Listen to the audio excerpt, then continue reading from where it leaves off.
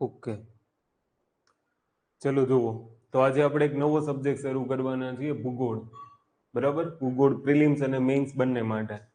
તો મેં સૌથી પહેલા અહીંયા સિલેબસ લીધા છે, કારણ કે સિલેબસ આપણને સૌથી પહેલા ખબર હોવી જોઈએ કે ભૂગોળનો પ્રિલિમ્સ અને મેઇન્સનો સિલેબસ શું છે. તો આ જે સિલેબસ છે એ પ્રિલિમ્સ છે. ઓકે, અને આ સિલેબસ તમને મેઇન્સમાં આપેલો છે. બરાબર, સૌથી પહેલા ડિફરન્ટ શું હોય છે ને એ ખબર હોવી જોઈએ, એટલે તમને ખબર પડી જાય કે મારે શું વાંચવાનું છે ને શું નથી વાંચવાનું. આ મેઇન ડિફરન્ટ હોય છે. કારણ કે તમે પ્રિલિમ્સનો સિલેબસ જોશો અને મેઇન્સનો સિલેબસ જોશો ને તો તમારા ઘણા બધા મુદ્દાઓ ઘટી જશે કે મારે શું વાંચવું અને શું ન વાંચવું એ ખબર પડી જશે. ઓકે, તો ફટાફટ એક વખત સિલેબસ જોઈ લઈએ અને પછી બીજી બધી બાબતો ઉપર ડિસ્કશન કરીએ. હવે અહીંયા પ્રિલિમ્સમાં પર્ટિક્યુલરલી 4 મુદ્દાઓ આપી દીધા છે: સામાન્ય ભૂગોળ, ભૌતિક ભૂગોળ, સામાજિક ભૂગોળ અને આર્થિક ભૂગોળ. મેઇન્સમાં એવી રીતના જ છે પણ થોડુંક ડિફરન્ટ છે. જેમ કે માની લો કે અહીંયા તમને કીધું છે ભૌતિક લાક્ષણિકતાઓ અને સંશોધનો, પછી તમને કીધું છે આર્થિક પ્રવૃત્તિઓ, સામાજિક અને વસ્તી વિષયક બાબતો અને વિકાસકીય અને પર્યાવરણીય મુદ્દાઓ. તો હવે તમે જુઓ અહીંયા પર્યાવરણીય મુદ્દાઓનો સમાવેશ થાય છે. ક્લિયર? તો એ મેઇન્સના પર્સપેક્ટિવથી પ્રશ્ન પૂછશે તમને. તો પ્રિલિમ્સ અને મેઇન્સનો પહેલો ડિફરન્ટ તો આ છે કે સિલેબસની અંદર જ્યાંથી તમારે ટોપિક જોવાના હોય કયા ટોપિક પ્રિલિમ્સની અંદર આવશે અને કયા ટોપિક મેઇન્સની અંદર આવશે. હવે તમે જુઓ તો સૂર્યમંડળના ભાગરૂપ પૃથ્વી, પૃથ્વીની ગતિ, સમય અને ઋતુની વિભાવના, બરાબર, પછી પૃથ્વીની આંતરિક સંરચના. તો આવું બધું મેઇન્સના સિલેબસમાં જોવા નહીં મળે. મેઇન્સના સિલેબસમાં સીધો ટોપિક લખ્યો છે કે ગુજરાત અને ભારતના સંદર્ભમાં. એટલે એનો મતલબ એવો થયો કે બંને જીઓગ્રાફીની અંદર પ્રિલિમ્સ હોય મેઇન્સ હોય એમાં તમારે ગુજરાત અને ભારત બંનેની જીઓગ્રાફી શીખવી પડે. તો એના સંદર્ભમાં તમારે મુખ્ય ભૂમિ સ્વરૂપો, આબોહવા, જમીન, નદીઓ, વનસ્પતિ, સંસાધનો આવું બધું કરવાનું રહેશે. ક્લિયર? તો અહીંયા બી તમે જોશો તો ઘણા બધા પોઈન્ટ્સ તમારે એની અંદર કવર થઈ જશે. ઓકે, પણ આના આપણે ભાગ પાડી દઈશું. તો પ્રિલિમ્સમાં પહેલા તમે સામાન્ય ભૂગોળમાંથી જોશો તો મેઇન્સમાં કયા પ્રશ્નો છે? એક તો મુખ્ય ભૂમિ સ્વરૂપો છે. તો જ્યારે મુખ્ય ભૂમિ સ્વરૂપો ચાલતા હોય ને તો ધ્યાન રાખવાનું. ક્લિયર? બીજું વાતાવરણની સંરચના અને સંગઠન છે તો મોસ્ટ ઓફલી ત્યાંથી અત્યાર સુધીમાં પ્રિલિમ્સમાં પ્રશ્ન બન્યા છે, પણ આબોહવાના તત્વો અને પરિબળો ઉપરથી પાછા મેઇન્સમાં બન્યા છે. મેઇન્સમાં ટોપિક એ છે આબોહવા. તો પહેલો ટોપિક ભૂમિ સ્વરૂપો વાંચવાનો, પછી આબોહવા અને પરિબળો વાંચવાનો. મેઇન્સની વાત કરું છું, એ તમારું બેઝિક નોલેજ થશે. અને આના પછી તમે છે ને કંઈક નવું કરી શકશો, અધરવાઇઝ તમને આની અંદર કંઈ ખબર નહીં પડે. ક્લિયર? એટલે આને ધ્યાન રાખજો. ત્યાંથી તમે કદાચ આગળ જુઓ તો વાતાગ્રહ, વાતાવરણીય વિક્ષોભ, આબોહવાકીય બદલાવ, આ બધા એક ભૂગોળનો એક ભાગ છે, એના જ ટોપિક છે. તો આ સિલેબસ તમે એક વખત જોઈ લેજો. બીજું આની અંદર કંઈ ખાસું છે નહીં, પણ સિલેબસ એક વખત જોઈ લેજો કયા ટોપિક પ્રિલિમ્સમાં છે અને કયા ટોપિક મેઇન્સમાં છે. આપણે બંનેને કમ્બાઈન ચલાવીશું, પ્રિલિમ્સ અને મેઇન્સ. બરાબર, બંને સિલેબસ છે ને એ જોડે ચાલશે, મતલબમાં કમ્બાઈન ચાલશે કે તમારે પ્રિલિમ્સ માટે શું વાંચવાનું છે અને મેઇન્સ માટે શું વાંચવાનું છે. આ બંને ભાગ એક જ સાથે ચલાવવામાં આવશે. ઓકે, તો આ એક મુદ્દા જોઈ લેજો. હવે આપણે જેની શરૂઆત કરવાની છે એ છે ભૂગોળ, જીઓગ્રાફી. અને જીઓગ્રાફીની શરૂઆતની અંદર આપણે ભૌતિક ભૂગોળથી સ્ટાર્ટ કરશું, પછી ધીમે ધીમે આપણે નવા ટોપિકો તરફ આવશું. ક્લિયર? તો આને એક જોઈ લેજો. અને સિલેબસમાં જુઓ, સામાજિક ભૂગોળમાંથી ભરમાર હોય છે પ્રશ્નોની.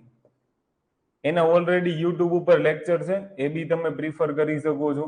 તો 3 નંબરનો ટોપિક યુટ્યુબમાં જે 2 લેક્ચર છે ને 2 લેક્ચર જોઈ લેશો ને તો મોસ્ટ ઓફલી બધું કવર થઈ જશે. બાકી મેં તમને કીધું એમ કે તમારી પાસે સામાજિક ભૂગોળ માટે આપણે અહીંયા તો લેક્ચર લેવાના જ છીએ, પણ અત્યારથી કોઈને અગર રેડી કરવું હોય તો તમારી પાસે ઓપ્શન છે. ક્લિયર? એને એક જોઈ લેજો. બાકી આપણે સ્ટાર્ટ કરીશું ભૌતિક ભૂગોળથી, અને ભૌતિક ભૂગોળની અલગ અલગ ડાયમેન્શન આની અંદર કવર કરી લઈશું. ક્લિયર? ચલો જુઓ. તો સૌથી પહેલા આપણે શું જોવાનું છે? ભૌતિક ભૂગોળ. આને ધ્યાન રાખજો, સબ્જેક્ટ આપણો છે. અચ્છા, એક સબ્જેક્ટ આપણે આવું નામ જોઈએ છે ને, જીઓગ્રાફી. તો જીઓગ્રાફીનો મતલબ જ એવો થાય છે. જીઓ મતલબ ભૂ, પૃથ્વી જેને આપણે કહીએ છીએ, જીઓડેઝી જેનો આ શેપ છે, ગ્રાફી મતલબ એની સપાટી. તો આખું જે કંઈ પણ ભણશું એ આ ભૂ સપાટીના સંદર્ભમાં ભણશું. ભૂ સપાટી ઉપર તમને શું જોવા મળે? જળ, જમીન, ઓકે, હવા અને મનુષ્ય કાં તો સજીવો. આટલું તમને આટલું તમને જોવા મળે. અને આમાંથી જે કુદરતી રચનાઓ હોય એ બધી રચનાઓ આપણે જીઓગ્રાફીની અંદર ભૌતિક ભૂગોળમાં ભણીશું. આને યાદ રાખજો, બરાબર? કે શું ભણવાના છીએ ને એ બી કોમન સેન્સ હોવું જોઈએ. કોમન વસ્તુ આપણને ખબર હોવી જોઈએ કે આપણે આની અંદરથી શું શીખવાના છીએ. તો ભૂગોળનો મેં તમને સામાન્ય અર્થ કહી દીધો કે એનો મતલબ એવો થાય કે તમે જે ભૂસપાટીનો અભ્યાસ કરવાના છો એ શું છે? તો કે ભૂગોળ છે. હવે ભૂગોળ છે ને, તો એ ભૂગોળ ને તમે બે ભાગ વહેંચી શકો. મેં તમને કીધું એમ, એક આવશે માનવ ભૂગોળ, બરાબર, અને એક આવશે ભૌતિક ભૂગોળ. અને આપણે જે ભણવાનું છે એ શું ભણવાનું છે? બંને જો કે ભણવાનું જ છે. માનવ ભૂગોળ આપણે મેઇન્સના પર્સપેક્ટિવથી ભણશું, પણ ભૌતિક ભૂગોળથી આપણે સ્ટાર્ટ કરવાના છીએ.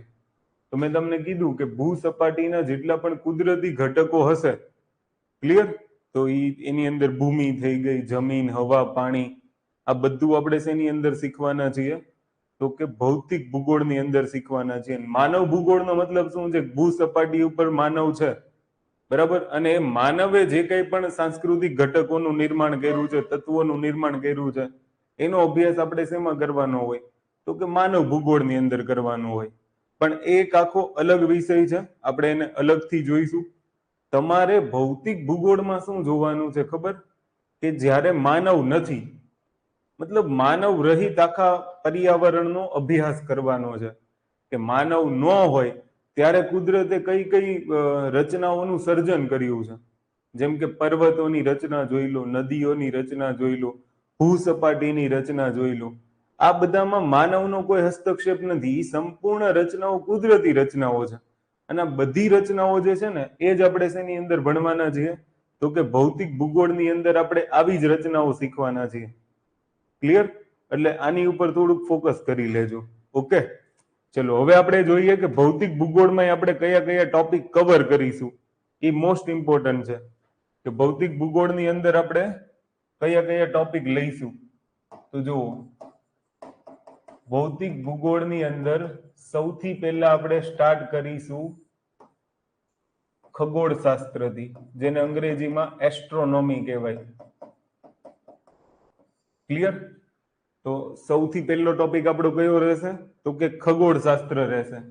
પછી ત્યાંથી આપણે જઈશું ભૂરચના શાસ્ત્ર પર, જેને આપણે જીઓમોર્ફોલોજી કહીશું. ટોપિક શરૂ કરીશું ને એટલે એક એક શબ્દ તમને સમજાવતા જઈશું. જો કે તમને મોટા ભાગના શબ્દો તો ખબર જ હશે કે ખગોળશાસ્ત્ર મતલબ એસ્ટ્રોનોમી અંગ્રેજીમાં, ભૂરચના શાસ્ત્રનો મતલબ શું થશે?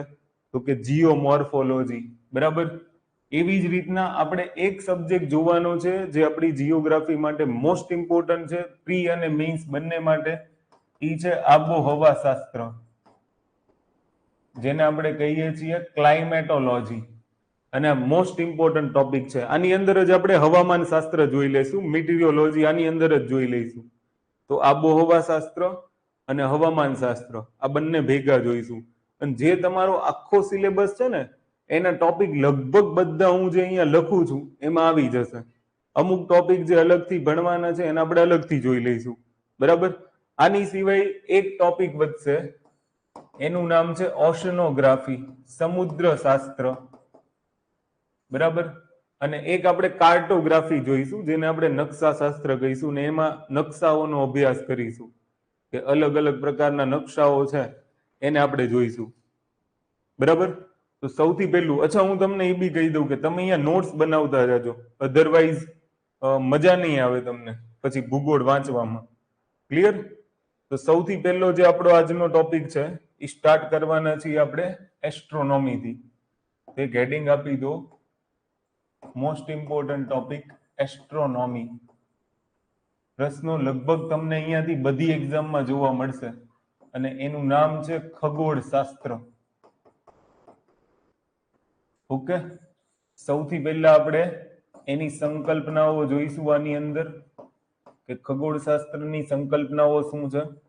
સંકલ્પનામાં આપણે બ્રહ્માંડ શું છે, ક્લિયર. પછી આકાશગંગા,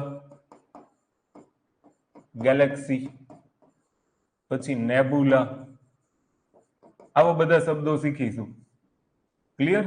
અલગ અલગ જે ખગોળ શાસ્ત્રીઓ હશે એ ખગોળ શાસ્ત્રીઓના સિદ્ધાંતો આપણે આની અંદર જોઈશું. તો આ સંકલ્પનાની અંદર જોઈશું. પછી આપણે આવી જઈશું સૌર મંડળ પર. સૌર મંડળની અંદર પર્ટિક્યુલરલી આપણે સૂર્યનો અભ્યાસ કરવાનો હોય, ગ્રહોની સંકલ્પના જોવાની હોય, બરાબર. એમાં જે સૂર્યમંડળના તમામ ગ્રહો છે એ સિવાય આપણે અમુક શબ્દો શીખીશું. લઘુ ગ્રહો કોને કહેવાય, વામન ગ્રહ કોને કહેવાય, બરાબર. ધૂમકેતુ કોને કહેવાય, પછી ઉલ્કા કોને કહેવાય. આવા શબ્દો તમને પરીક્ષામાં પૂછે છે અને આ બધું જે છે એ આપણે સૌર મંડળની અંદર જોઈશું. અને ત્યાર પછી સૌર મંડળ અગર પૂરું થઈ જાય છે, બીજું આની અંદર આપણે જોવિયન ગ્રહો, ટેરેસ્ટ્રીયલ ગ્રહો, બરાબર, આ બધાની સંકલ્પના જોઈ લઈશું. પાર્થિવ ગ્રહો જેને આપણે કહીએ છીએ. પછી અંતરગ્રહો, એની સાથે સાથે જ અંતરગ્રહો અને બાહ્ય ગ્રહોની સંકલ્પના જોઈ લઈશું. તો જ્યારે સૌર મંડળ જોશું તો એની અંદર આપણે આટલા ટોપિક કવર કરી લઈશું, ક્લિયર. પછી એક જે મોસ્ટ ઇમ્પોર્ટન્ટ ટોપિક છે એ તમે અહીંયા લખી શકો છો કે સંકલ્પના પછી આપણે બ્રહ્માંડની ઉત્પત્તિના સિદ્ધાંતો જોવાના હોય કે આ તમને અમુક સંકલ્પનાઓ સમજાવશે ને ઉત્પત્તિના સિદ્ધાંતના આધારે અમુક મહત્વની બાબતો છે જે આજકાલ વધારે પરીક્ષામાં પૂછાય છે, જેમ કે ન્યુટ્રીનો શું છે, પછી ગુરુત્વાકર્ષી તરંગો શું છે, બરાબર. આવા સવાલ તમને જુઓ વાંચવામાં આવશે અને પરીક્ષામાં પૂછાવાના ચાન્સીસ ખરા. તો આવા પ્રશ્નો આજકાલ પૂછે છે. પછી એક તમે જોશો ને તો ચંદ્રને લઈને સૌથી વધારે પ્રશ્નો આવે છે, ઓકે. તેની ઉપરનું જે આઈસ લેયર છે. પછી અમુક અમુક ઘણી બધી સંકલ્પનાઓ છે, જેમ કે તમે બ્લેક હોલ લઈ લો, આ તમને કરંટ અફેરમાં વધારે જોવા મળશે. બાહ્ય ગ્રહો લઈ લો, આ તમને કરંટ અફેરમાં વધારે જોવા મળશે. તો આ 3-4 મુદ્દાઓ છે એને આપણે મિસેલિનિયસ ટોપિકની અંદર જોઈ લઈશું. બાકી આપણો આખો જે ક્રમ છે એસ્ટ્રોનોમી શીખવાનો, એ એસ્ટ્રોનોમી શીખવાનો ક્રમ આખો આપણો આવો રહેશે કે સૌથી પહેલા આપણે એની સંકલ્પના જોઈશું, ક્લિયર. ચલો તો આપણે સ્ટાર્ટ કરીશું બ્રહ્માંડથી, ઓકે. સિલેબસ મેં તમને બતાવી દીધો છે, સિલેબસ તમે જોઈ લેજો. તો ખગોળશાસ્ત્રની અંદર સૌથી પહેલો ટોપિક આપણે જોવાનો છે બ્રહ્માંડ. તો હવે સવાલ એ થાય કે બ્રહ્માંડ એટલે શું? અચ્છા, આની ઘણી બધી સંકલ્પનાઓ છે. પ્રાચીન વખતમાં એવું માનતા હતા કે બ્રહ્મા એક ભગવાન છે અને એને જે કંઈ પણ સર્જન કર્યું છે એ તમામ જે રચનાઓ છે એ બ્રહ્માંડ છે. તો આજે પણ એની સંકલ્પના એટલી જ મળતી આવે છે કે તમને કોઈ પૂછે કે ભાઈ બ્રહ્માંડ એટલે શું, તો નાનામાં નાનો જે સૂક્ષ્મમાં સૂક્ષ્મ અણુ છે ત્યાંથી લઈને આપણે જેની અંદર રહીએ છીએ એ ગ્રહ, ત્યાંથી લઈને એ ગ્રહો જેમાં છે એ આકાશગંગાઓ, એ બધાનો જેમાં સમાવેશ થઈ જાય એ બ્રહ્માંડ છે. તો એક સિમ્પલ વ્યાખ્યા ગ્રંથ નિર્માણ બોર્ડની પુસ્તકની અંદર એ તમને બ્રહ્માંડની આવી જ વ્યાખ્યા આપી હશે કે સૂક્ષ્મ અણુથી લઈને તમે જે આકાશ ગંગાઓનો સમૂહ જોવો છો, સુપર ક્લસ્ટર કહીશું આની માટે, એક શબ્દ યુઝ કરીશું.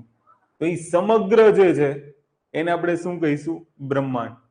તો હવે તમને ખબર હોવી જોઈએ કે બ્રહ્માંડ શું છે. મતલબ સૂક્ષ્મ અણુઓથી લઈને આકાશ ગંગાઓના સમૂહ સુધીની તમામ રચનાઓનો સમાવેશ શેમાં થશે?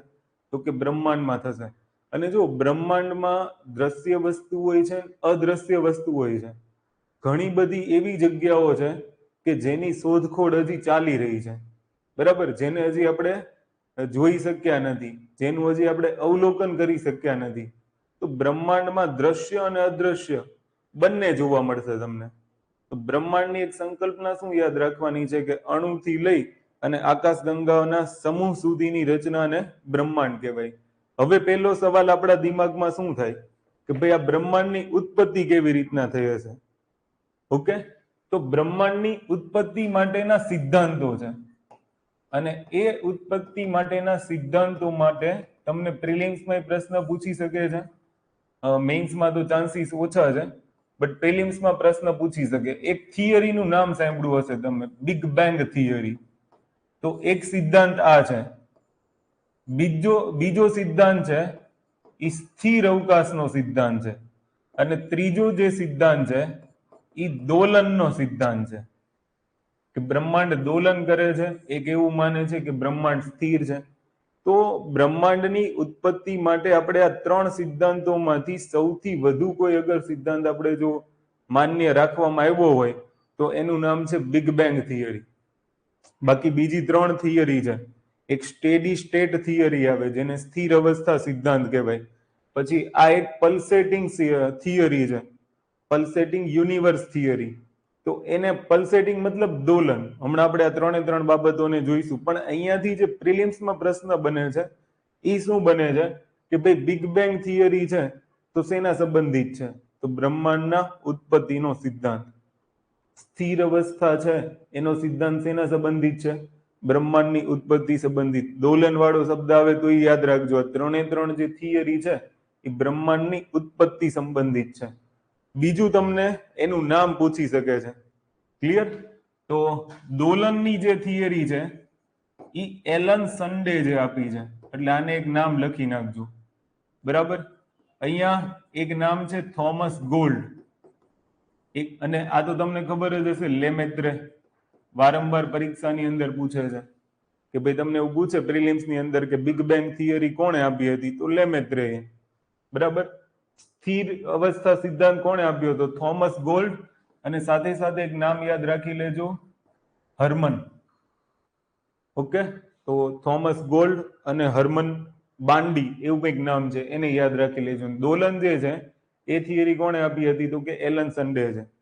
તો હવે આપણે એને વન બાય વન શીખીશું કે બિગ બેંગ થિયરી શું કહે છે, સ્થિર અવસ્થાનો સિદ્ધાંત શું કહે છે અને દોલનની થિયરી શું કહે છે. તો એક ખગોળશાસ્ત્રી થઈ ગયા જેનું નામ છે લેમેત્રે. તો એને બિગ બેંગ થિયરીમાં શું કીધું ખબર છે? ખાસ ધ્યાનથી સાંભળજો કે સૌથી પહેલા પદાર્થોનું એક સંકોચન થયું હશે. જો સૌથી વધારે કોઈ સિદ્ધાંતને માન્યતા મળી હોય તો એ સિદ્ધાંત છે બિગ બેંગ સિદ્ધાંત. આને ખાસ યાદ રાખજો. અને લેમેત્રેનું માનવું એવું છે કે ભાઈ બ્રહ્માંડ જે છે એનો ધીમે ધીમે વિસ્તાર થઈ રહ્યો છે. હબલ ટેલિસ્કોપની શોધ થઈ પછી આ વાત છે એ સાબિત થઈ ગઈ કે બ્રહ્માંડ છે એનો ધીમે ધીમે વિસ્તાર થઈ રહ્યો છે. ક્લિયર? હવે એ બ્રહ્માંડ અગર તમે જોશો તો એમાં બહેનો કેવી રીતના હશે? તો સૌથી પહેલા એક ગોળો હશે. ક્લિયર? અને આ ગોળો હશે એની ઘનતામાં વધારો થયો હશે અને પછી એનું તાપમાન વધવાની સાથે, આ 4 અરબ વર્ષ પહેલાની ઘટના છે. બિગ બેંગ થિયરી છે એ 4 અરબ વર્ષ પહેલાની ઘટના છે કે આ ગોળો હશે એનો વિસ્ફોટ થયો હશે અને વિસ્ફોટ થઈને એના પદાર્થો છે એ અલગ અલગ દિશામાં ફેંકાયા હશે અને પછી એની વચ્ચે ગુરુત્વાકર્ષણ બળના કારણે એ પદાર્થો એકબીજાની નજીક હશે અને ધીમે ધીમે એ પદાર્થો હવે એકબીજાથી દૂર જઈ રહ્યા છે અને એમાંથી ગ્રહો, ઉપગ્રહો, લઘુ ગ્રહો, આકાશગંગાઓ આ બધાની રચના થઈ હશે. અને આ થિયરીનું નામ શું છે? તો કે બિગ બેંગ થિયરી છે. અને બિગ બેંગ થિયરીની અંદર લેમેત્રે છે એવું કહે છે કે બ્રહ્માંડનો સતત વિસ્તાર થાય છે. એની માટે તમે જુઓ તો આ આકૃતિ બેસ્ટ છે. ક્લિયર? એ તમે અહીંયા જુઓ કે સૌથી પહેલા શું હશે? તો કે એક ધગધગતો ગોળો હશે, કાં તો એક બ્લેક હોલ જેવી સંરચના હશે, કાં તો એક જ પદાર્થની અંદર બધા જ જે પદાર્થો છે એનું સંકોચન થયું હશે.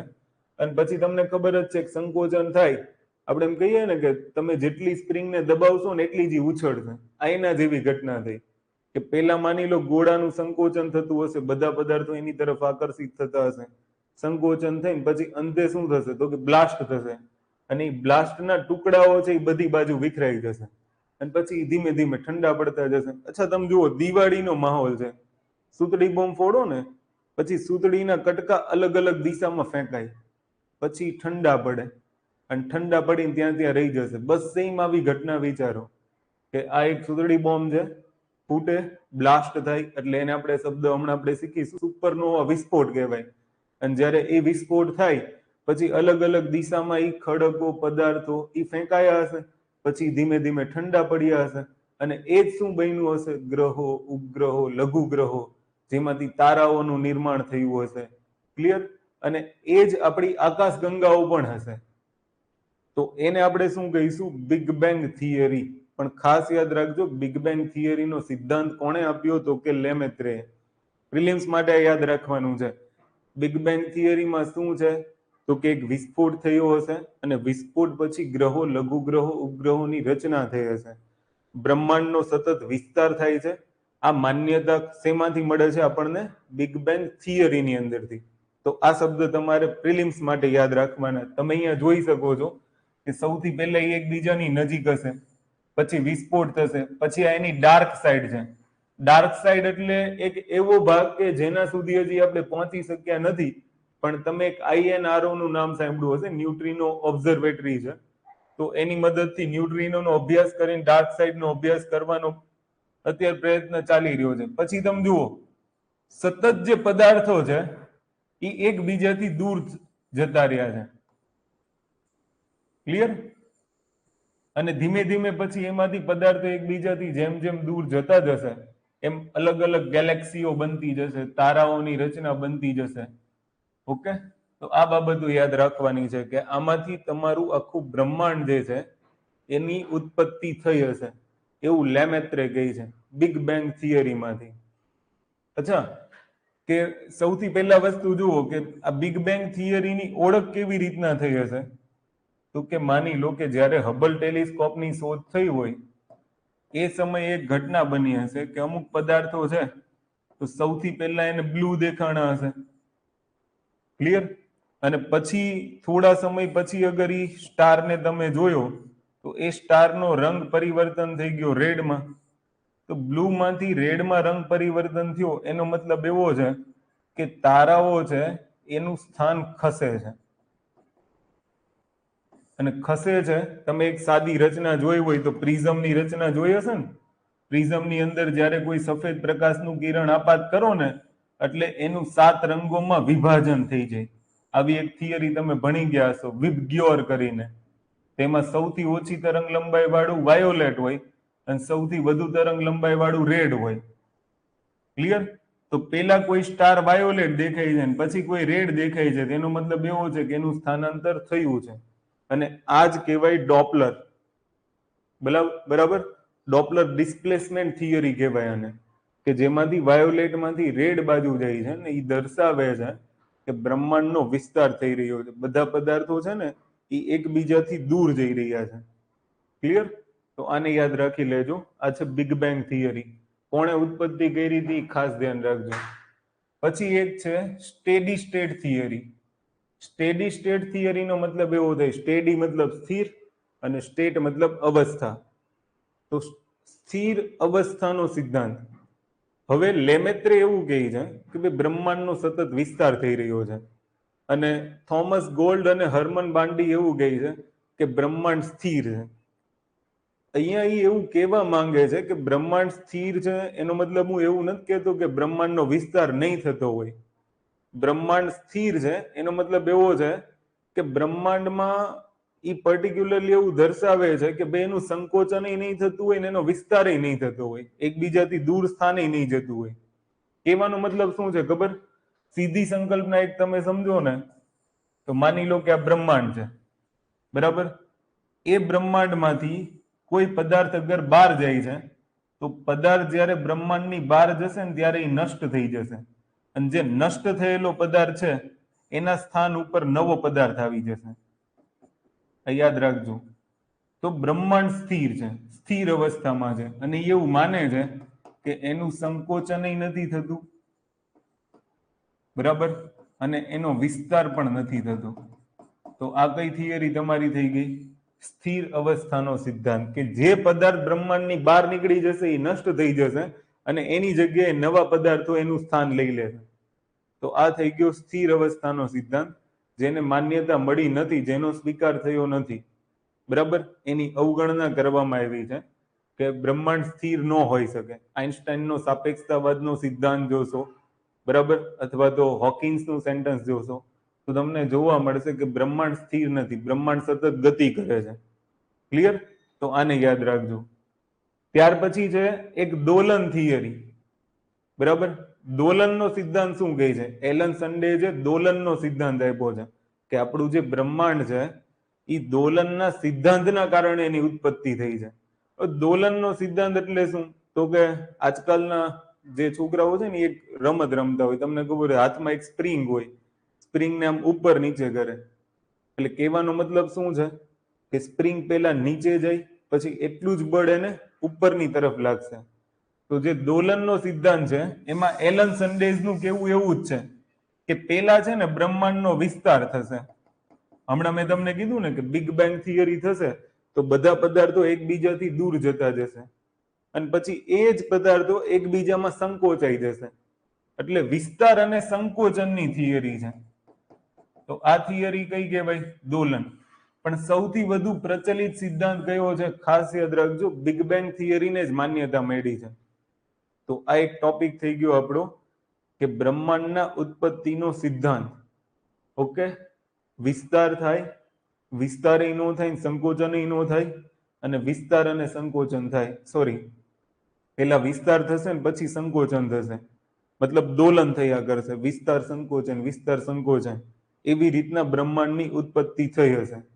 ક્લિયર? કે જ્યારે આકર્ષણ બળ વધી જાય ત્યારે બધા અવકાશીય પદાર્થો વચ્ચે સંકોચન થશે અને જ્યારે એમાં ઘટાડો થશે ત્યારે એ બધા અવકાશીય પદાર્થો એકબીજાથી દૂર જશે અને આવી રીતના બ્રહ્માંડની ઉત્પત્તિ થઈ હશે. આવું કોણ માને છે? Alan Sandage. તો 3 થિયરી પ્રિલિમ્સના કોન્સેપ્ટની સામે તમને આવો શબ્દ પૂછી શકે. ક્લિયર? તો આને યાદ રાખજો. ખગોળશાસ્ત્રની અંદર બિગ બેંગ થિયરી, સ્થિર અવસ્થાનો સિદ્ધાંત અને દોલનનો સિદ્ધાંત નામ પૂછી શકે છે. કોન્સેપ્ટ યાદ રાખી લેજો. સિમ્પલ કોન્સેપ્ટ જે મેં તમને પ્રિલિમ્સ માટે કીધા છે એ સ્ટેટમેન્ટ તમારે યાદ રાખી લેવાના. બરાબર? બીજું, બ્રહ્માંડની અંદરથી જે શબ્દો પૂછાય છે એ શબ્દો કયા છે? ક્લિયર? તો એક તમને વારંવાર પૂછાય છે પૃથ્વી કેન્દ્રીયવાદ. ઓકે, એક પૂછાય છે સૂર્ય કેન્દ્રીયવાદ અને એક પૂછાય છે ગ્રહોની ગતિના નિયમો. જેમ ન્યૂટનની ગતિના નિયમો છે એમ ગ્રહોની ગતિના નિયમો છે. બરાબર? નિયમોની અંદર આપણે બહુ ઊંડાણપૂર્વક ચર્ચા નહીં કરીએ, પણ જેણે જેણે આ થિયરી આપી છે કે પૃથ્વી કેન્દ્રમાં છે, સૂર્ય કેન્દ્રમાં છે, ગ્રહોની ગતિના નિયમો છે, એ બધાના નામ તમને આવડતા હોવા જોઈએ. ક્લિયર? આને યાદ રાખજો. તો પૃથ્વી કેન્દ્રમાં છે એવું કોણે કીધું હતું? તો ટોલેમી. સૂર્ય કેન્દ્રમાં છે એની માટે તમારે યાદ રાખવાનું છે કોપરનિક્સ. અને ગ્રહોની ગતિ માટેના નિયમોમાં યાદ રાખવાનું છે જ્હોન કેપ્લર. અગર બેઝિક તમને જો પ્રિલિમ્સમાં પ્રશ્ન પૂછાય ને તો એ આવો પૂછાય. ક્લિયર? કે હવે જે આખું ડિસ્કશન છે ને, બ્રહ્માંડ તો આપણે જોઈ ગયા કે બ્રહ્માંડની ઉત્પત્તિમાં સર્વમાન્ય સિદ્ધાંત એક છે બિગ બેંગ થિયરી. અને હવે સવાલ આવે છે કે બ્રહ્માંડના કેન્દ્રમાં કોણ હશે? તો કે પૃથ્વી કેન્દ્રમાં હશે, સૂર્ય કેન્દ્રમાં હશે કે કોણ હશે? તો જ્યારે ટોલેમીએ પહેલી વાર એનો અભ્યાસ કર્યો ત્યારે એણે એવું કીધું કે બ્રહ્માંડની અંદર આપણે જે ગ્રહ ઉપર રહીએ છીએ, મતલબ પૃથ્વી ઉપર, એ પૃથ્વી સ્થિર છે અને બાકી બધા જે પદાર્થો છે એ પૃથ્વીની ફરતે પરિક્રમણ કરે છે. ખાસ ધ્યાન રાખજો, આ બે શબ્દો તમને ખબર હોવા જોઈએ. ક્રમણ, પરિક્રમણ, અને એક આવશે ધરીભ્રમણ, અથવા ઘણી વખત આનો બીજો એક શબ્દ લખ્યો હોય પરિભ્રમણ. તો ભ્રમણ છે ને એ યાદ રાખજો ધરી ઉપર થાય, પોતાની ધરી ઉપર ફરે ને એ ભ્રમણ કહેવાય, અને બીજા ગ્રહની આસપાસ ફરે ને એને શું કહેવાય? ક્રમણ કહેવાય. આ બે શબ્દોમાં અટવાવાનું નહીં. જ્યારે પ્રિલિમ્સના સ્ટેટમેન્ટ વાંચો ને ત્યારે આ બે શબ્દો ઉપર ખાસ ફોકસ કરવાનું. ક્લિયર? તો ક્રમણ શબ્દ મતલબ કોઈ ગ્રહ બીજા ગ્રહની આસપાસ, હમણાં આપણે કારણો જોઈશું કે શું કામ પરિક્રમણ કરે. તો પરિક્રમણ ને પરિભ્રમણ, તો બંને શબ્દ બોલું ત્યારે ધ્યાન રાખજો. તો અહીંયા શું કીધું છે પૃથ્વી કેન્દ્રીયવાદની અંદર કે પૃથ્વી છે ને એ સ્થિર છે, બરાબર, અને પૃથ્વીની આસપાસ બધા ગ્રહો છે એ પરિક્રમણ કરે છે, પણ આ સંકલ્પનાનો સ્વીકાર થાય નહીં. કોપરનિક્સે એવું કીધું કે બ્રહ્માંડના કેન્દ્રમાં સૂર્ય છે અને બધા ગ્રહો છે એ સૂર્યની ફરતે પરિક્રમણ કરે છે, અને આ જ સિદ્ધાંત પાછળથી ગેલેલિયો એને સમર્થન આપે છે, અને અત્યારે આ જ સિદ્ધાંત માન્ય છે સૂર્ય કેન્દ્રીયવાદ, કે કેન્દ્રમાં કદાચ સૂર્ય હશે અને સૂર્યની આસપાસ બધા ગ્રહો છે એ પરિક્રમણ કરે છે. તો બે વાદ યાદ રાખવાના છે, પૃથ્વી કેન્દ્રીયવાદ, સૂર્ય કેન્દ્રીયવાદ. તમને સ્ટેટમેન્ટ આપશે પરીક્ષામાં કે પૃથ્વી સ્થિર છે અને બધા પદાર્થો તેની આસપાસ ગતિ કરે છે, પરિક્રમણ કરે છે. આવો સિદ્ધાંત કોણે આપ્યો હતો? તો આન્સર આવશે ટોલેમીએ. ક્લિયર? પછી સૂર્ય કેન્દ્રીયવાદનો સવાલ એ તમને સેમ એવી રીતના જ પૂછી શકશે. પછી એક ઓર તમારે યાદ રાખવું હોય તો સ્ટેટમેન્ટ લખી નાખજો કે બીજા ઘણા બધા બ્રહ્માંડો છે, અને એ આપણે પેલું ચિત્ર તમે જોશો ને તો તમને આઈડિયા આવશે કે બ્રહ્માંડ કદાચ એક નહીં હોય, બિગ બેંગ થિયરી પછી આવા ઘણા બધા બ્રહ્માંડો હશે, અને આવા ઘણા બધા બ્રહ્માંડો હશે એની સંકલ્પના કોણે આપી હતી? તો નામ લખી નાખજો, સ્ટીફન હોકિન્સ. ક્લિયર? એક નામ તમારે શું લખી નાખવાનું છે? સ્ટીફન હોકિન્સનું. એને એક એવી સંકલ્પના આપી કે બ્રહ્માંડ એક નહીં હોય, બ્રહ્માંડ આવા ઘણા બધા હશે. ક્લિયર? તો આને યાદ રાખી લેજો. બીજું કે ગ્રહોની ગતિના નિયમો. ગ્રહોની ગતિના નિયમો કોણે આપ્યા છે? તો કે જ્હોન કેપ્લરે. પેલા એણે મંગળ ગ્રહની કક્ષા લીધી અને એના કક્ષાનો અભ્યાસ શરૂ કર્યો. તો મંગળ ગ્રહની જે કક્ષા છે ને એ એને લંબ વૃત્તાકાર જોવા મળી. પછી એને એમ થયું કે જે ગ્રહો છે એનું પરિક્રમણ છે એ લંબ વૃત્તાકાર હશે, અને એના આધારે એણે ગ્રહોની ગતિના નિયમો આપ્યા. તો આને ખાસ યાદ રાખજો, લંબ વૃત્તીય કક્ષાવાળો શબ્દ તમે જોવો તો આન્સર લખવાનો છે જ્હોન કેપ્લર. તો આવા ફેક્ટ તમારે થોડા ઘણા યાદ રાખવા પડશે. ક્લિયર? પછી જેમ આપણે એવું જોઈ ગયા કે ભાઈ પૃથ્વી કેન્દ્રમાં છે, સૂર્ય કેન્દ્રમાં છે, એવો જ એક આલ્બર્ટ આઇન્સ્ટાઈનનો સિદ્ધાંત છે. ઓકે, આઇન્સ્ટાઈન, અને જેને આપણે કહીએ છીએ સાપેક્ષતાવાદ, થિયરી ઓફ રિલેટિવિટી. ક્લિયર? તો આને યાદ રાખી લેજો. આ શું છે? એણે એવું કીધું કે બ્રહ્માંડનું કોઈ દેખીતું કેન્દ્ર નથી. આ ખાસ યાદ રાખજો. પૃથ્વી કેન્દ્રમાં છે એવું ટોલેમી કહે છે, સૂર્ય કેન્દ્રમાં છે એવું કોપરનિક્સ કહે છે, અને સમર્થન ગેલેલિયો કરે છે. પણ આલ્બર્ટ આઇન્સ્ટાઈનનો જે સાપેક્ષતાવાદનો સિદ્ધાંત છે એ એવું માને છે કે બ્રહ્માંડના કેન્દ્રમાં કોઈ નથી, બધા એકબીજાની સાપેક્ષે ગતિ કરે છે. ક્લિયર? એનો સીધો અર્થ એવો થાય કે બ્રહ્માંડનું કોઈ પર્ટિક્યુલર કેન્દ્ર નથી. ઓકે, તો આટલા શબ્દો તમારે યાદ રાખવાના છે. તો આપણે શું જોઈ ગયા? સૌથી પહેલા આપણે જોઈ ગયા બિગ બેંગ થિયરી. તો હવે તમને એટલો આઈડિયા આવવો જોઈએ કે બ્રહ્માંડની ઉત્પત્તિ થઈ ગઈ છે. શેનાથી થઈ છે? તો કે બિગ બેંગ થિયરીથી. બિગ બેંગ થિયરી થઈ, વિસ્ફોટ થયો, અલગ અલગ પદાર્થો ફેંકાણા હશે અવકાશની અંદર, મતલબ દૂર ગયા હશે. જેવા દૂર ગયા હશે ધીમે ધીમે એના ઠંડા પડવાની શરૂઆત થઈ હશે. એમાંથી ઘણા તારાઓ બન્યા હશે, ઘણા ગ્રહો બન્યા હશે, ઉપગ્રહો, લઘુગ્રહો, આ બધાની સંરચના થઈ હશે. અને આ જ તારાઓનો જે સમૂહ બન્યો હશે એને આપણે કહીશું તારા મંડળ. ખાસ ધ્યાન રાખજો, તારાઓના સમૂહને શું કહેવાય? તારા મંડળ કહેવાય, અને એને અંગ્રેજીમાં કહેવાય ગેલેક્સી, જેને આપણે શું કહીએ છીએ? આપણી આકાશગંગા છે ને, મિલ્કી વે. ઓકે, તો ઘણી વખત આવો શબ્દ વાપરીએ છીએ, તો એક આ યાદ રાખી લેજો. તમને થિયરી ખબર પડે છે ને, એક વખત યસ લખી દેજો એટલે મને ખબર પડે. વાય લખી દેજો કોમેન્ટમાં, તો જાગતા હોય એવો અહેસાસ થઈ જાય મને કમસે કમ. ક્લિયર? તો આને તમે એક વખત જોઈ લેજો કે તારાઓના સમૂહને શું કહેવાય છે? તો કે તારા મંડળ કહેવાય. અને એ તારા મંડળ છે એને હવે આપણે શીખવાની છે કે આ તારા મંડળ કેટલા પ્રકારના હોય. ક્લિયર? તો અહીંયા સુધીના કોન્સેપ્ટ યાદ રાખી લેજો કે બિગ બેંગ થિયરી, પછી પૃથ્વી કેન્દ્રમાં, સૂર્ય કેન્દ્રમાં, ગ્રહોના નિયમો, સ્ટીફન હોકિન્સ, આલ્બર્ટ આઇન્સ્ટાઈનનો સાપેક્ષતાવાદનો સિદ્ધાંત, આ બધા શબ્દો તમારે યાદ રાખવાના છે. અને ત્યાંથી હવે આપણે એવું વિચારીએ કે બિગ બેંગ થિયરી પછી તારાઓની રચના થઈ હશે. એ તારાઓની એક વ્યવસ્થિત ગોઠવણ થઈ હશે અને એ વ્યવસ્થિત ગોઠવણથી તારા મંડળો રચાયા હશે. ક્લિયર?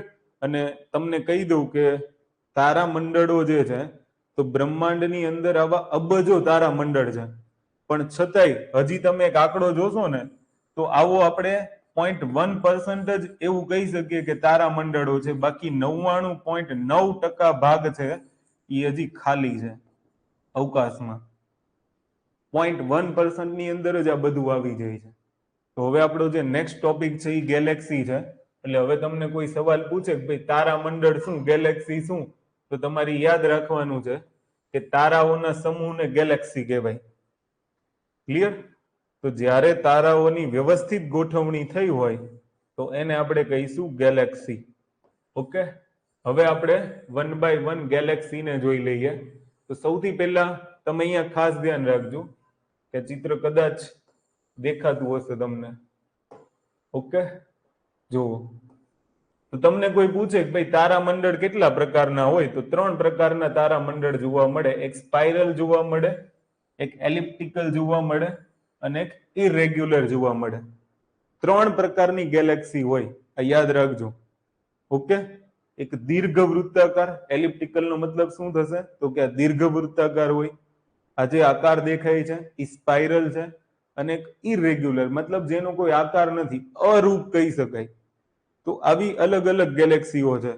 હવે પહેલો સવાલ ધ્યાન રાખજો, સૌથી વધારે ગેલેક્સી કઈ હશે? અથવા તો એનું પ્રમાણ જોશો ને તો તમને આઈડિયા આવશે કે 2/3 ગેલેક્સી છે એ એલિપ્ટિકલ છે. ક્લિયર? આને યાદ રાખજો. 1/4 ગેલેક્સી છે એ સ્પાઇરલ છે. ઓકે, અને 10મા ભાગ જેટલી ગેલેક્સી છે બ્રહ્માંડની એ ઇરેગ્યુલર છે.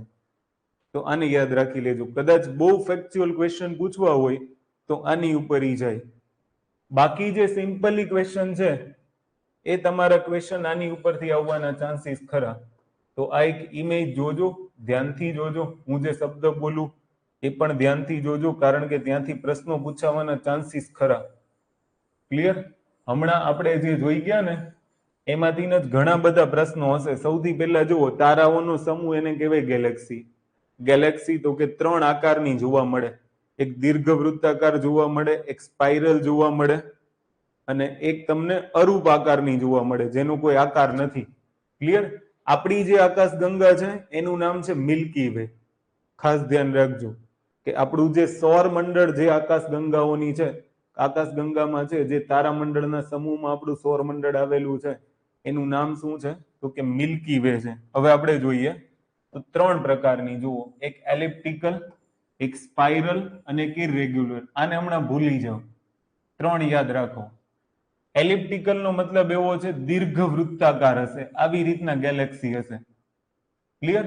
બીજું કે એની અંદર તારાઓ કેવા હશે તો ઓલ્ડર હશે અને સ્મોલર હશે. ક્લિયર?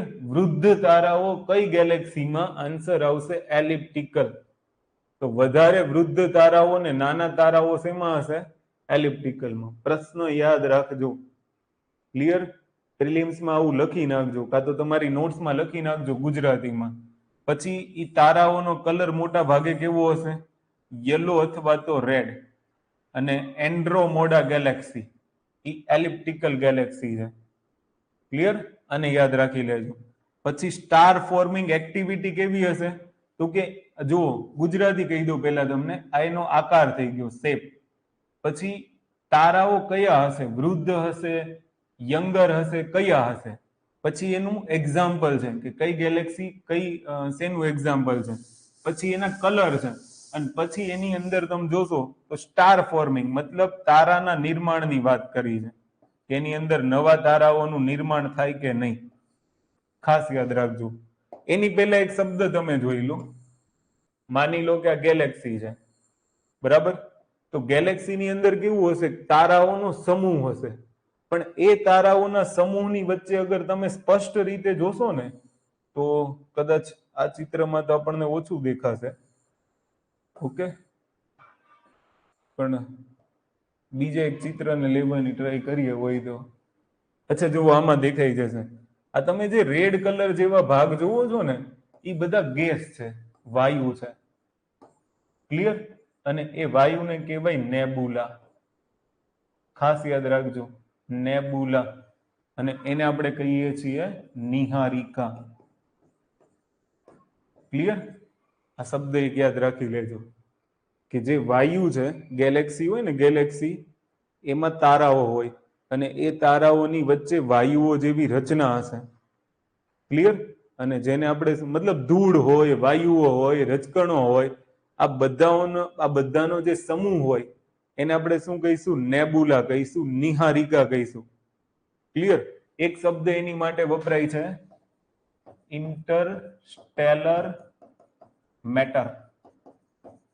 બરાબર? ઇન્ટરસ્ટેલર મેટર એટલે બીજું કાંઈ નહીં, જે આ ગેલેક્સી હશે એની વચ્ચે જે ધૂળના રજકણો છે, જે વાયુઓ છે, બરાબર, એ શેનું સર્જન કરશે? તો ઇન્ટરસ્ટેલર મેટરમાંથી નેબુલાનું સર્જન થાય. તો હવે તમને કોઈ પૂછે કે નેબુલા, નિહારિકા શું છે? તો જે તારામંડળો છે, ગેલેક્સી છે અથવા તો આકાશગંગા છે, એની વચ્ચે રહેલા ધૂળ અથવા વાયુઓના બનેલા અવકાશી પદાર્થો. હવે જ્યાં આવી ધૂળ અથવા તો અવકાશી પદાર્થો વધારે હશે, જ્યાં નિહારિકા વધારે હશે, ક્લિયર, તો એ નવા તારાઓનું નિર્માણ કરશે. કારણ કે આ જ પદાર્થો ભેગા થશે, આ જ ધૂળ, આ જ અવકાશીય પદાર્થો સંકોચન થશે. એ સંકોચન થઈ એમાં ધીમે ધીમે હાઇડ્રોજન હશે. તો વાયુ એટલે શું?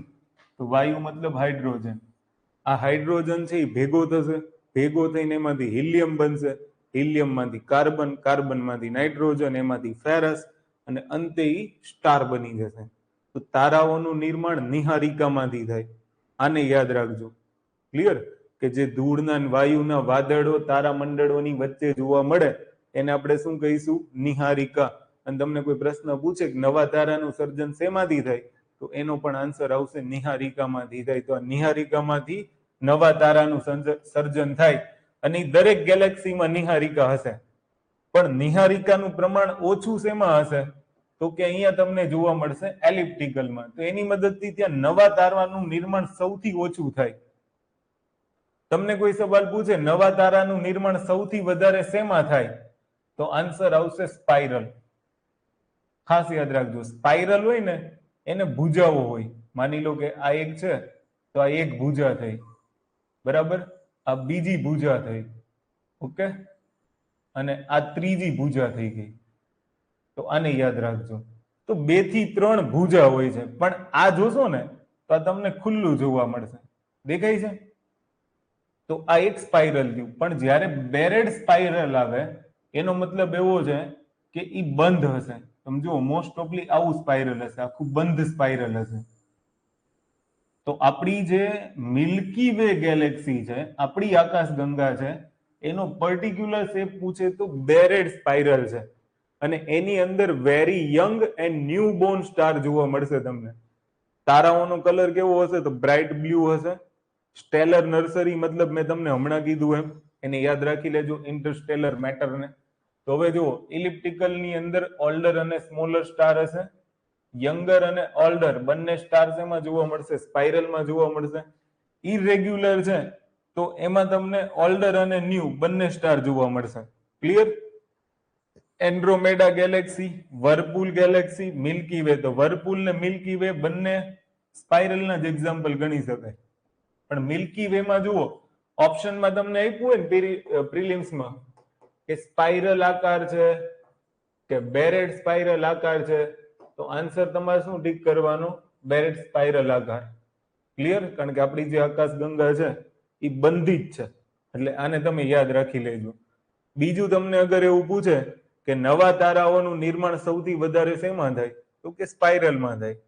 ઓકે, તેની અંદર રેડ અને બ્લુ બંને કલર જોવા મળશે. આમાં યલો અને રેડ કલર જોવા મળશે. બ્રાઇટ બ્લુ કલર બેરેડ સ્પાઇરલમાં જોવા મળશે. આમાં કોઈ સ્પેસિફિક સિમેટ્રી નહીં હોય. ક્લિયર?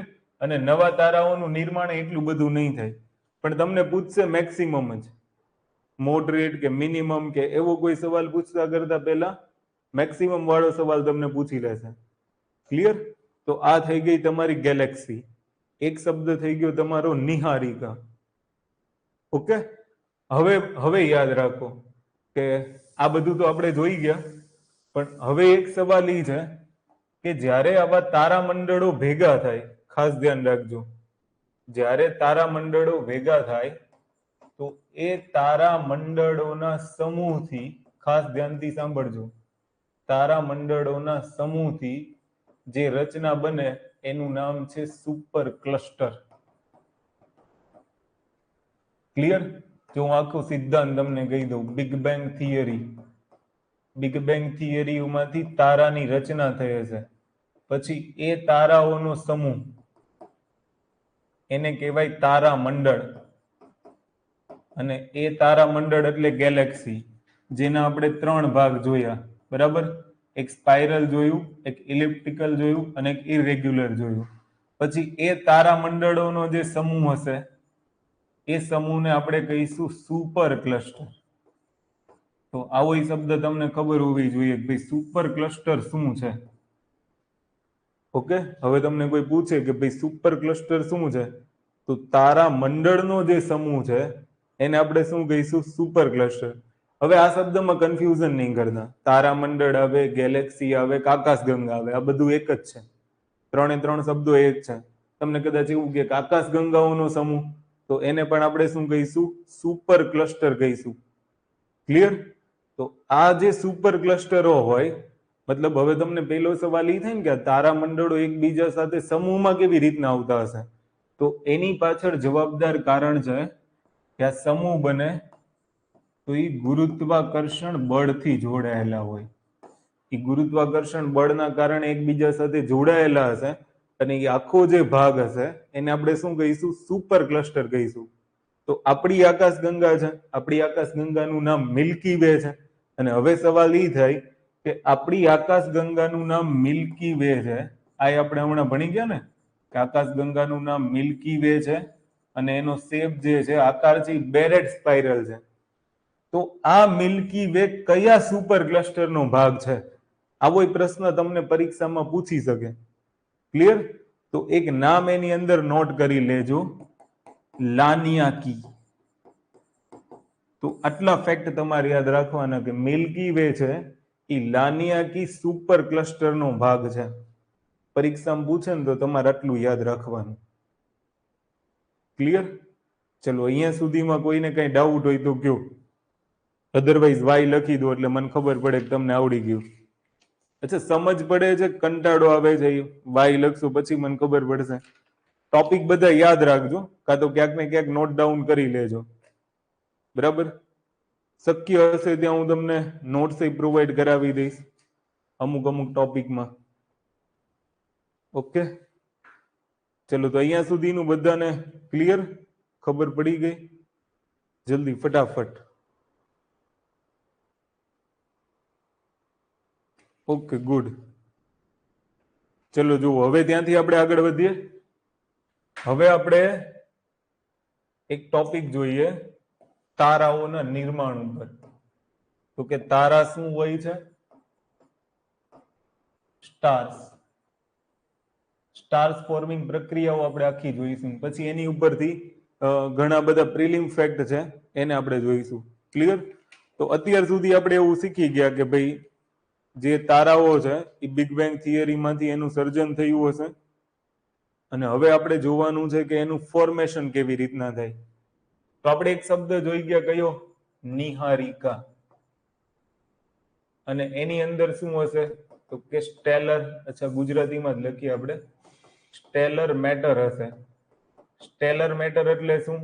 તો કે ધૂળ અને વાયુના વાદળો હશે. ઓકે, તો માની લો કે આ ધૂળ અને વાયુના વાદળો છે. ક્લિયર? હવે જ્યારે ધૂળ અને વાયુના વાદળો હોય ત્યારે એની અંદર હાઇડ્રોજન વાયુ હશે. ખાસ યાદ રાખજો કે જે ધૂળ અને વાયુના વાદળો છે એની અંદર મોસ્ટ ઓફલી, મોટા ભાગે 70% જેટલો ભાગ શેનો હશે? તો કે હાઇડ્રોજનનો હશે. હવે આ ધૂળ અને વાયુના જે વાદળો છે એનું સંકોચન થાય. સંકોચન થાય ગુરુત્વાકર્ષણને લીધે. તમને એ તો ખબર હશે ને કે બ્રહ્માંડના કોઈ પણ બે પદાર્થો એકબીજાની તરફ આકર્ષાયેલા રહે છે અને એ જે બળ લાગે એને ગુરુત્વાકર્ષણ બળ કહેવાય. તો આ ગુરુત્વાકર્ષણ બળના કારણે આ જે ધૂળ અને વાયુના વાદળો છે એનું સંકોચન થાય. ક્લિયર? આપણે જે ફોર્મેશન જોઈએ છે ને એ તારાનું ફોર્મેશન કેવી રીતના થાય પછી આપણે ધીમે ધીમે તારા અને ગ્રહની સંકલ્પના જોઈશું, પછી સૂર્યમંડળ ઉપર આવીશું. એટલે તમને કોઈ પ્રશ્ન ન રહે કે તારા ક્યાંથી આવી ગયા, ગ્રહો ક્યાંથી આવી ગયા, આવું કોઈ સવાલ ન રહે. તો હવે શું થયું? પહેલો ભાગ કે જે સ્ટેલર મેટર છે એનું સંકોચન થશે. જેવું સંકોચન થશે એટલે પેલા જે સંરચના તૈયાર થાય, ક્લિયર, એને આપણે કહીશું પ્રોટોસ્ટાર અથવા તો એમ્બ્રાયો સ્ટાર, ભ્રૂણ તારો જેને કહેવાય. તો હવે તમારો પહેલો સવાલ કે જ્યારે નિહારિકા મતલબ સ્ટેલર મેટરનું સંકોચન થાય એમાંથી નીચેનામાંથી કયા તારાનું નિર્માણ થાય? તો ભ્રૂણ તારાનું નિર્માણ થાય. આ ખાસ યાદ રાખજો. ઓકે, હવે માની લો કે આની અંદર હાઇડ્રોજન મતલબ આવી રીતના પ્રક્રિયા થશે.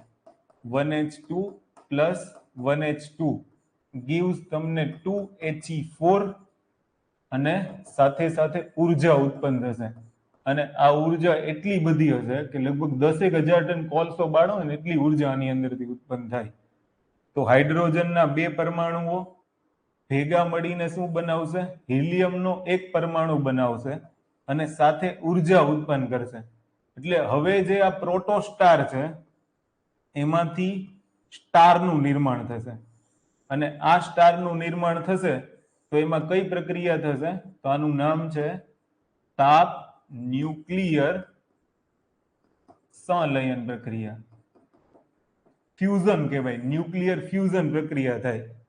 તાપ ન્યુક્લિયર સંલયન પ્રક્રિયા થાય, ઉર્જા ઉત્પન્ન થાય. એનો મતલબ એવો કે તારાઓ છે એને કોઈની પાસેથી ઉર્જા લેવી પડતી નથી, એ આપમેળે ઉર્જાનું ઉત્સર્જન કરે છે અને એ ઉર્જા આપણને પ્રકાશ સ્વરૂપે દેખાય.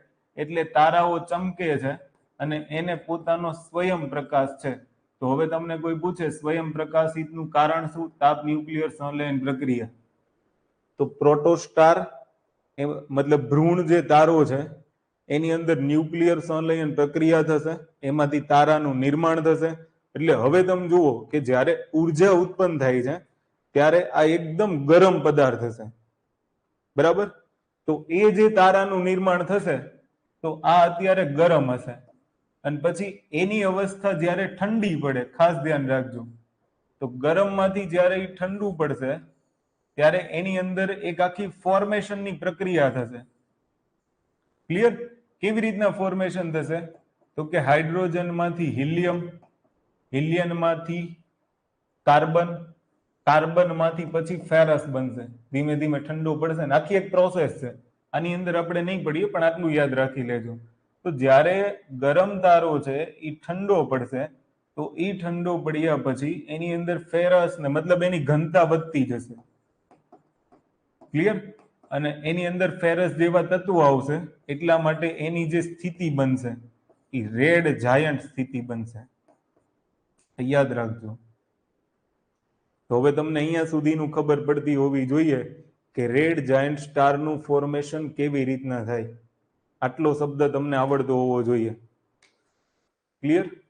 પછી એક શબ્દ તમને સાઈડમાં લખી નાખજો જેને નોબેલ પ્રાઇઝ મળ્યું છે, મૂળ ભારતીય છે, ચંદ્રશેખર, અને એણે એક લિમિટ આપી છે 1.44 સૂર્યનું દળ. આવું એક યાદ રાખી લેજો, બસ બીજું કઈ નહીં. ક્લિયર? સૂર્યના દળની સાપેક્ષમાં 1.44. એક શબ્દ યાદ રાખી લો, નંબર, બીજું બહુ અંદર પડવાનું નથી. જ્યારે આવશે ને ત્યારે આપણે જોઈ લઈશું. ઓકે, તો અહીંયા આપણે ચંદ્રશેખર લિમિટનો ઉપયોગ કરવાના છે એટલે મેં તમને કીધું. તો નિહારિકા, પ્રોટોસ્ટાર, સ્ટાર પેલા ગરમ હશે, જ્યારે ઉર્જા ઉત્પન્ન થાય, કોઈ પણ પદાર્થ છે ઉર્જા ઉત્પન્ન કરે ને એટલે ગરમ જ હોય. આ તમે યાદ રાખી લેજો.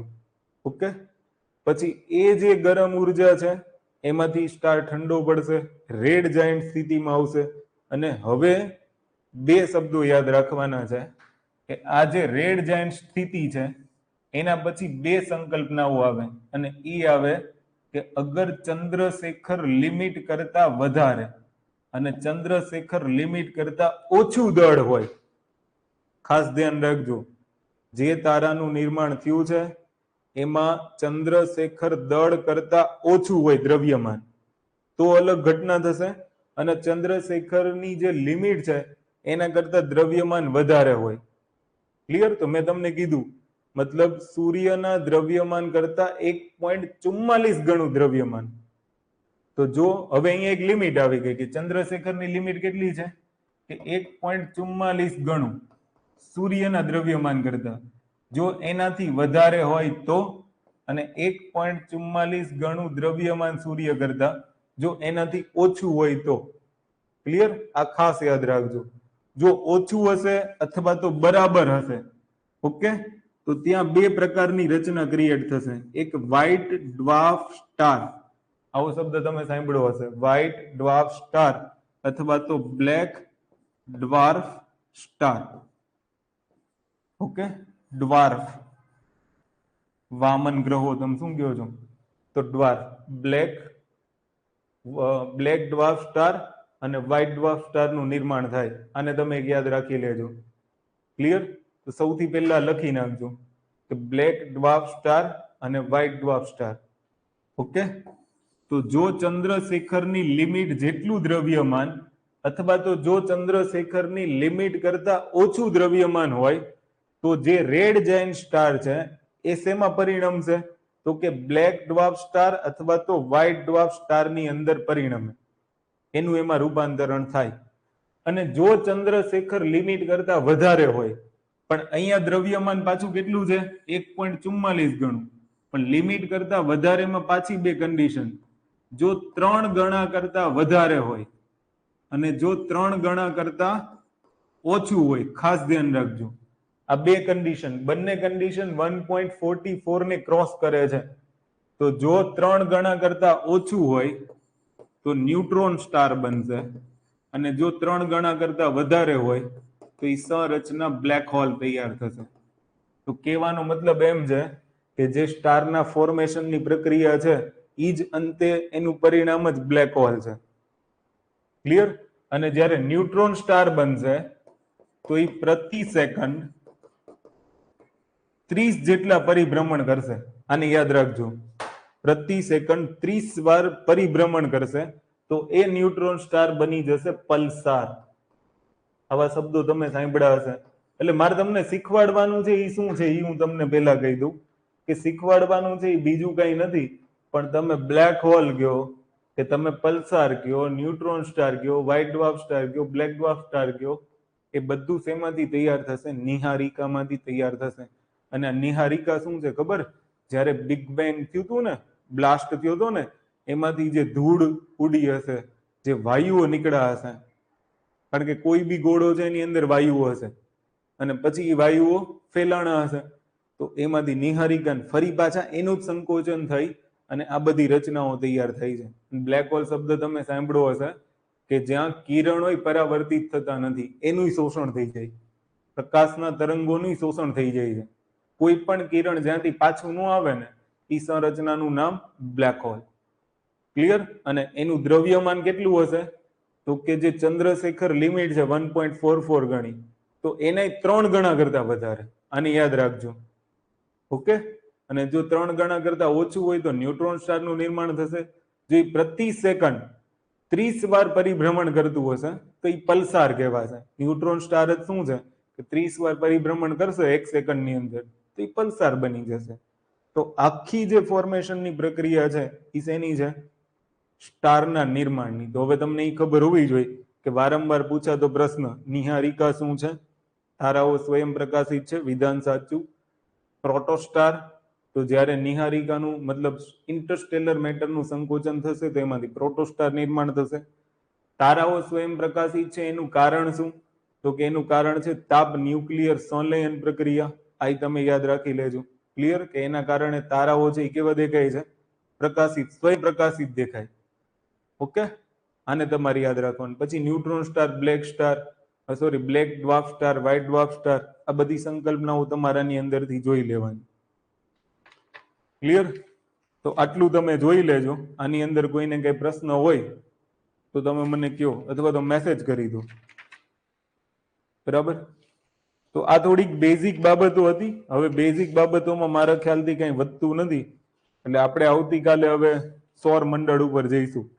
બાકી તમે આટલું વાંચી લેજો ને તમને આની અંદર કોઈને કઈ પ્રશ્ન હોય તો તમે મને કહેજો. ક્લિયર? મારા ખ્યાલથી હવે આની અંદર તો કોઈ સંકલ્પનાઓ સમજાવવાની રહેતી નથી. અમુક જે ફેક્ટ પોઈન્ટ છે એ આપણે આવતીકાલે જોઈશું. ક્લિયર? ફેક્ચ્યુઅલ ડેટાની હું તમને એક સીટ આપી દઈશ, પીડીએફ પ્રોવાઈડ કરાવી દઈશ. એ સીધી વાંચી લેવાની. હું બોલું ને તમે સાંભળો ને એમાં મજા નહીં. જે શીખવા વાળા પોઈન્ટ હશે ને એ આપણે જીઓગ્રાફીમાં ચલાવશું. બાકી જે ગોખવા વાળા ને એવા પોઈન્ટ હશે એ તમારી જાતે જોવાના. ઓકે? તો અહીંયા સુધીમાં કોઈને કઈ પ્રશ્ન હોય તો કયો, અથવા એક વખત વાય લખી દો એટલે મને આઈડિયા આવે કે બધાને ખબર પડી ગઈ. પછી આપણે કાલે સૌર મંડળ ઉપર આવી જઈશું. બરાબર? અને સૌર મંડળ થી શરૂઆત કરી દઈશું. પણ આટલું તમે વાંચીને આવજો. ભલે આ ટોપિક જે હોય પણ ટોપિકમાંથી પ્રશ્નો ઘણા બધા બનશે, એટલે તમે એને વાંચીને આવજો. ક્લિયર? ચલો, બાકી કાલે મળીએ. સેમ એપ્લિકેશન ઉપર જીઓગ્રાફીના લેક્ચર ચાલશે. સમય હું લગભગ આજે સેટ કરી દઈશ, એટલે એક વખત એપ્લિકેશન ખોલીને જોઈ લેજો. બરાબર?